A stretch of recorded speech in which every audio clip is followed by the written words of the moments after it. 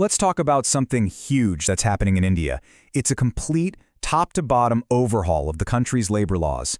We're talking about consolidating decades of really complex rules into a single, modern framework. And this isn't just making waves locally, it's getting some serious attention on the world stage. And hey, don't just take my word for it. The International Labor Organization itself, the ILO, has given this a major thumbs up. This quote right here really sets the tone for why this is such a big deal, not just for India, but why it's being watched as a potential model for other countries too. So why all the excitement? Well, to really get a sense of just how massive this change is, you have to start with this number, 29. That's how many different, often overlapping, and sometimes even contradictory laws used to govern India's workforce. It was, to put it mildly, a tangled mess.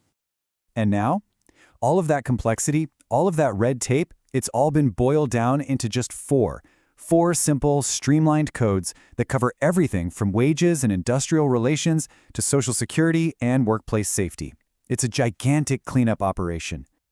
So, what is it that these global organizations are so impressed by?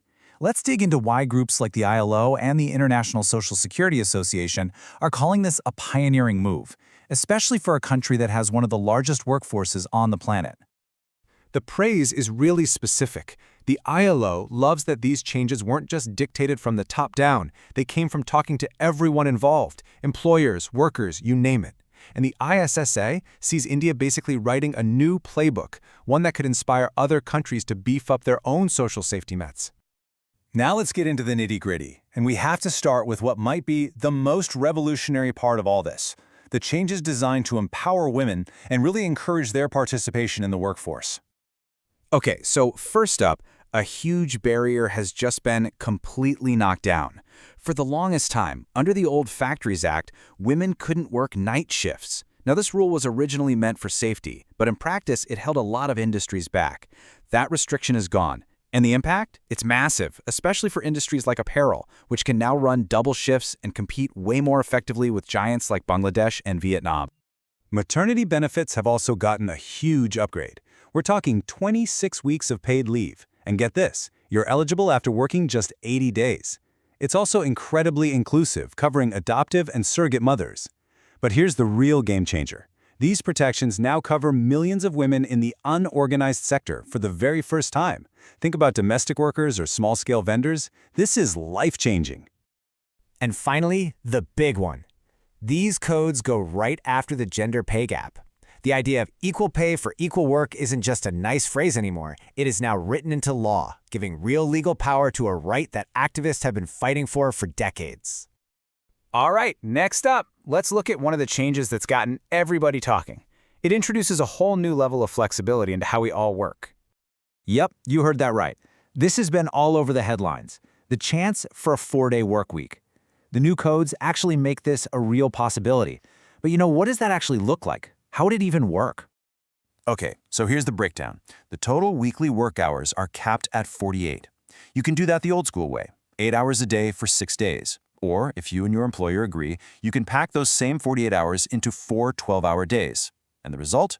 A 3-day weekend every single week.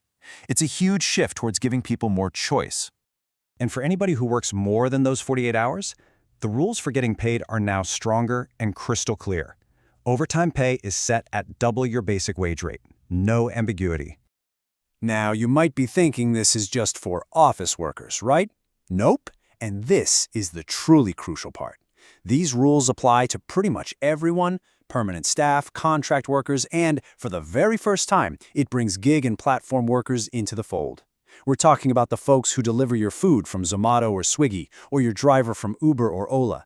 They're all now under a unified legal framework. All right, now we get to something that might just be one of the most socially progressive changes in these new codes. It's something that reimagines the very idea of family when it comes to Social Security. You see, under the old system, when you looked at a worker's Social Security benefits, like health coverage, the definition of family was super narrow. It was basically just your spouse and your kids. That's it. And look at this. This is an incredible shift. The new codes blow that old definition wide open. Now, especially for a female employee who might be the sole earner, her dependent parents-in-law, and even other extended family members can be included. This recognizes the reality of how so many Indian households are structured and makes sure the safety net covers everyone who depends on that one income. Okay, so let's zoom out for a second. We've gone through some really specific, groundbreaking details, but what does it all mean when you put it together? What's the big picture impact for both workers and employers? Honestly, the best way to think about it is going from a confusing legal maze to a clear, open highway. The old system was a jumble of 29 different laws, a lot of them outdated and just full of red tape. The new system is unified, modern, and built for one thing: clarity. It empowers workers with clear rights and employers with simple rules to follow. And there are other really important protections baked right in. Little things that make a big difference, like a rule that says your salary must be paid by the 7th of the month, or that you're eligible for gratuity, that lump sum payment for your service, after just 1 year. And it guarantees that contract employees get the same benefits as permanent ones. Which brings us to our final thought. On paper, this is a revolutionary leap, no question about it. The laws are modern, they're inclusive, they're clear. But the ultimate question, the real test, is this: how will these changes on paper actually translate into a real positive transformation in the daily lives of India's 500 million workers? The real work, the work of putting this all into practice, is just getting started.